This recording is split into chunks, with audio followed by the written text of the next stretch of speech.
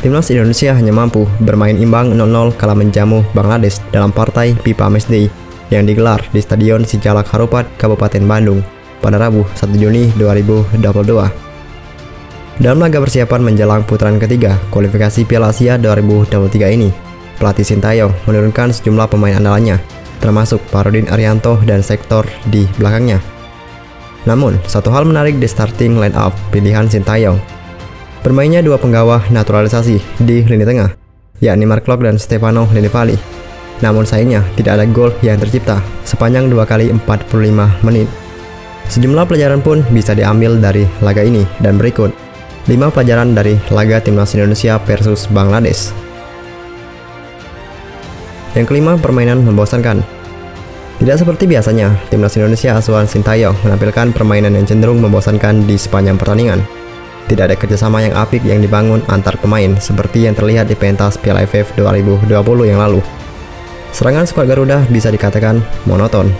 Pergantian sejumlah pemain yang dilakukan oleh Sintayong di babak kedua tidak memberikan banyak perubahan terhadap skema serangan tim Merah Putih. Kemudian, yang keempat, Bangladesh bikin frustasi. Timnas Indonesia terlihat kesulitan membangun serangan yang berbahaya akibat pressing ketat yang diterapkan para pemain Bangladesh sepanjang pertandingan.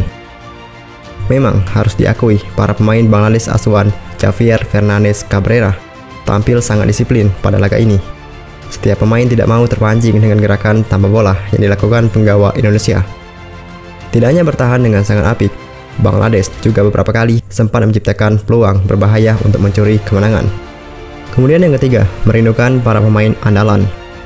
Absennya sejumlah pilar andalan seperti Evan Dimas, Ricky Kambuaya, Egy Maulana Fikri, hingga Witan Sulaiman ternyata sangat berpengaruh terhadap permainan Timnas Indonesia. Di era Sintayong, para pemain di atas inilah yang menjadi andalan. Kini ketika mereka tidak ada di tim, strategi racikan Sintayong terlihat tidak bisa berjalan dengan mulus. Dan yang keempat, PR Sintayong. Hasil imbang ini menunjukkan bahwa Sintayong memiliki pekerjaan rumah yang berat menjelang dimulainya putaran ketiga kualifikasi Piala Asia 2023. Tidak cuma memikirkan bagaimana mengatasi absennya sejumlah pilar, Sintayong juga harus segera menemukan striker yang paling cocok untuk strateginya di lini depan. Muhammad Rafli yang diturunkan sebagai starter melawan Bangladesh terbukti masih kurang klop dengan para pemain lainnya. Kemudian yang terakhir, peluang ke Piala Asia 2023. Harus diakui, peluang Timnas Indonesia untuk lolos ke putaran final Piala Asia 2023 sangat berat. Apalagi dengan hasil imbang kontra Bangladesh yang secara kualitas masih berada di bawah calon lawan skuad Garuda nanti. Dengan format 6 juara grup dan 5 runner-up terbaik untuk lolos ke putaran final, maka peluang Timnas Indonesia sangat kecil. Tim-tim seperti Yordania dan Kuwait di atas kertas masih menjadi unggulan terdepan untuk lolos dari grup A. Dan itulah 5 pelajaran dari laga Indonesia versus Bangladesh.